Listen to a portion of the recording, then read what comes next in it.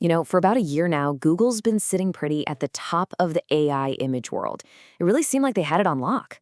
Well, that run may have just come to an end. OpenAI has fired back with a massive upgrade, and it's sparking a whole new chapter in the war for visual AI supremacy. So, what's the deal with this upgrade? Let's take a closer look. And yeah, OpenAI's CEO Sam Altman is not messing around. He's describing their new model as a leap so big, it's like going from GPT-3 all the way to GPT-5 in a single step. I mean, that is a seriously bold claim, right? So we're going to see if it actually holds up. So this new challenger is a huge upgrade to the image capabilities inside of ChatGPT, and it is designed specifically to snatch the crown back from Google's Gemini. But the big question is this all just hype, or has the balance of power really, truly shifted? To find out, we are putting these two titans head-to-head. It's going to be a 3-round showdown, and we're testing everything, from creative editing and visual understanding to that all-important question of price versus performance. Okay, round 1, the editing challenge. And let's start with a frustration I think we've all had. You get an AI image that's almost perfect, but one little thing is off. This round is all about testing how well each model can make those precise edits without messing up the rest of the picture. So the question is super simple. Can you change just one thing? Can these AIs actually follow a specific construction, change that single element, and leave everything else alone? It's a real test of precision and, control. For our first test, we took this image of a woman at a cafe, and we asked both models to change her coat into a summer dress. Now, what's really interesting here is Gemini just nails it.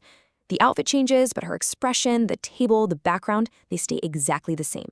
ChatGPT, well, it followed the prompt, but it made these small, unnecessary changes to her face, the cup, and her hair. Next up, we asked them to add a chihuahua. And again, Gemini keeps the illusion absolutely perfect. It's the same woman, same dress, same cafe, just now with a little dog. ChatGPT, on the other hand, it adds an adorable puppy, sure, but it also gave the woman a new hairstyle, a slightly different dress, and it even moved the van in the background. It's basically a whole new image. And this last test just illustrates it perfectly. Add the Eiffel Tower. Gemini seamlessly integrates the tower into the background, maintaining the perspective and the whole scene. ChatGPT produces this bizarre, almost matchstick-like thing, and again, it changes the woman's dress and the dog.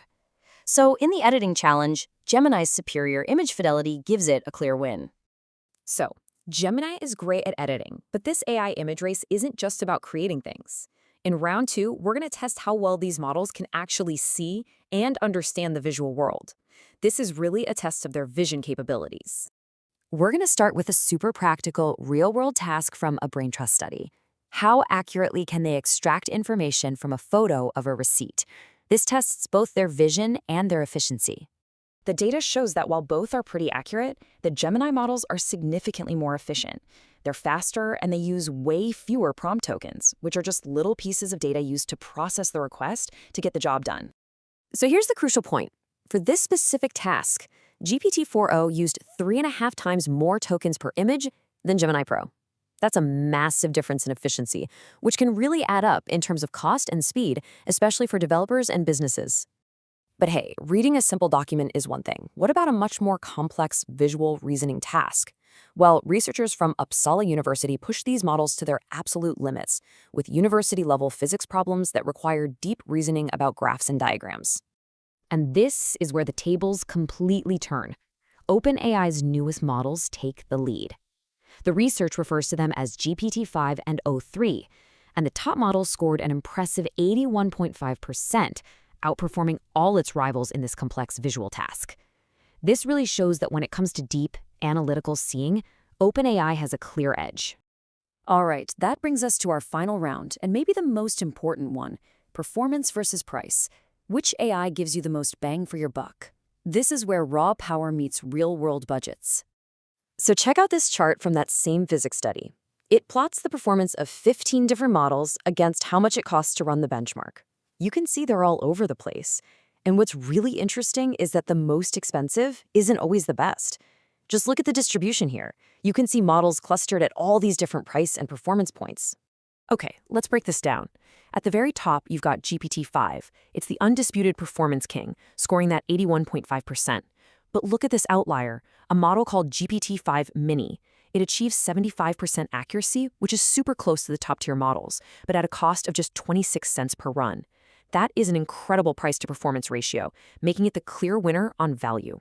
So what does this all mean? Well, after a year of playing catch-up, OpenAI is back in a big way, especially when you factor in that incredible value. Let's look at what makes their new approach so different. The secret sauce here is reasoning. It's the first image model that actually thinks before it creates. It plans the generation, it searches the web for references if it needs to, and it even self-checks its own work for errors. And that is a fundamental shift. It might even explain its failures back in round one. Maybe it was trying to rethink the whole image instead of just making a simple edit. So the ultimate takeaway is this.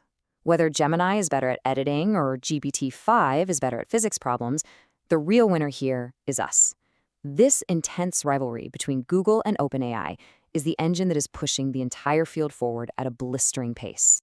And it leaves us with a final thought. As these models from companies like Google and OpenAI get so much better at not just creating, but also understanding and reasoning, who is truly in the driver's seat? Are we, the users, shaping the future of this technology?